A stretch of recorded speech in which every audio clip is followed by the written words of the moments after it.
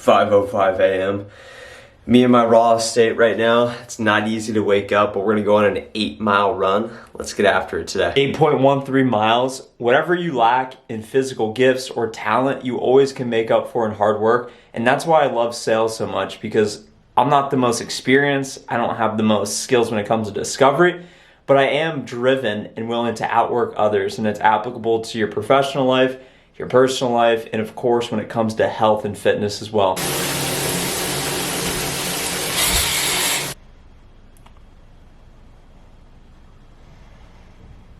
Walking into the office as we speak, you can have as much or as little as you want in life. Think about that again. You can have as much or as little as you want. So something I'm thinking about this morning is I'm thinking about how I'm thinking and my self-talk about how big am I thinking, and ultimately the reinforcements in my mind. It's so easy to go into a day doubting yourself or saying, oh, if this happens, I'll be so disappointed.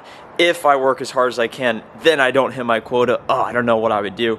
Go into the day expecting to win and think positive, be optimistic and say, hey, I don't know how I'm going to close this deal, but it's going to close somehow. I don't really have a clear path to quota, but luckily in sales, I can control my effort. I'm going to do whatever it takes to get there. So think about your self-talk and perhaps take out a piece of paper and start writing down the positive things that are going to happen today. It's currently 6:50 p.m. I just shut down my computer, finished the workday, 11 hours straight after beginning the day with an 8-mile run, and I still feel fresh and energized. The sun is shining in my eyes throughout the window back there. If you're appreciative for the sun, make sure to leave a like on this video below. And I wanted to talk about how to stay motivated as a salesperson. There's not many people left in the office, and being motivated isn't just working longer than everyone else, but it's also working harder.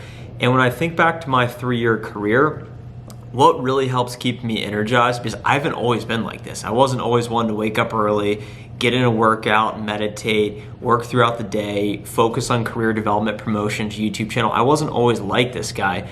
And it was because I used to think small and I used to not view success as my obligation and ethical responsibility. That's something I learned from Grant Cardone.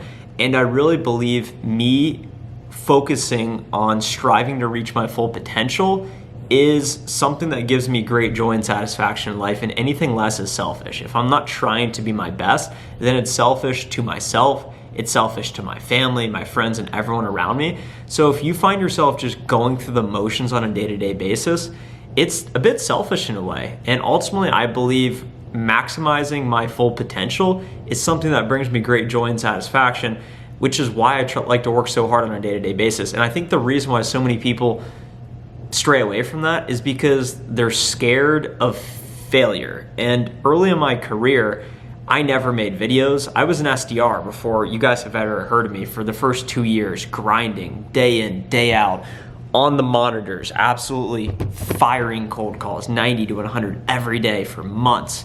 And it wasn't until I really felt like I mastered prospecting, until I started talking to the world. Early on in my career, I would always have these thoughts of, man, if I don't hit my monthly target, I may leave. This is so unfair. If I don't reach that promotion, then I don't know what I'm possibly gonna do. And I think that everyone has something inside them that says, hey, I can do more. But when you start to tap into that and say, okay, I'm gonna try and do more, and I'm gonna go all in, all for it. And I think that thought of, well, if I give my absolute best effort and I still get the desired outcome I want, then I'm a failure, and then it just didn't work. And I think that that's what held me back for so long when I initially started in my career.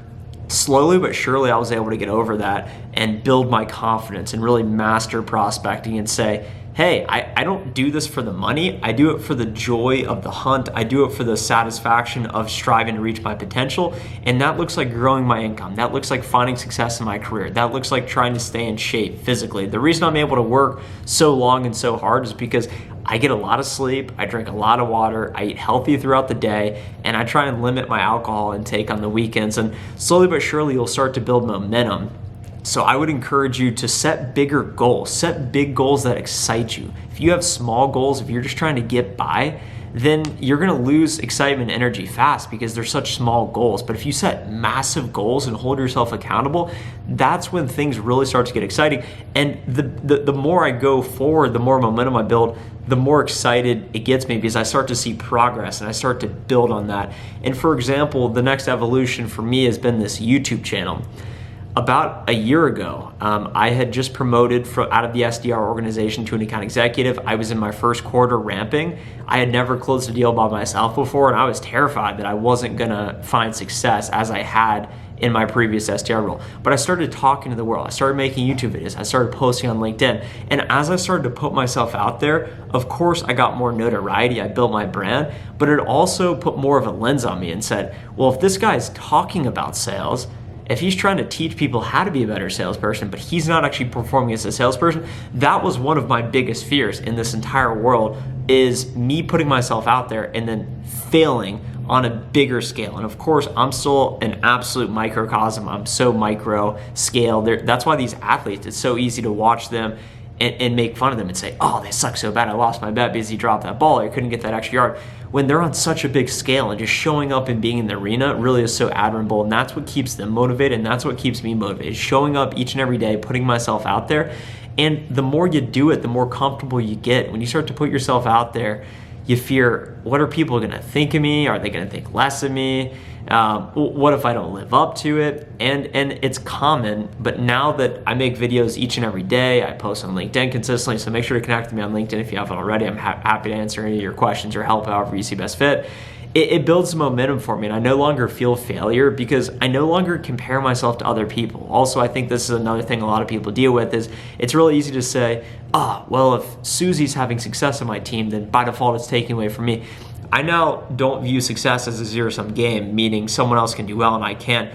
There's infinite success out there. There's infinite success. You can have as much or as little as you want in life. So that then leads you to say, okay, I'm not doing this to beat other people. I'm not doing this to impress other people. I'm doing it to reach my full potential and to maximize me as a human, my income earning potential, and striving for that ideal is what keeps me energized and motivated to bring this full circle. So I would encourage you to set massive goals, make sure you're getting the right nutrition, fitness, health, and ultimately just care. I mean, that's why I do it. I care a lot. I keep my head down, I grind, and I do it for myself because it makes me feel good. And that's just the stage I'm at in life right now. So I just got a message on LinkedIn that I really liked is don't do it for the views, don't do it for the subscribers. Do it so that you can look back one day and smile when you're rewatching the videos. And that's why I work so hard, is because I'm gonna look back one day and say, wow, I really went for it. I set big goals, I worked hard, I achieved them, and I created my own path. And that's what keeps me excited and motivated.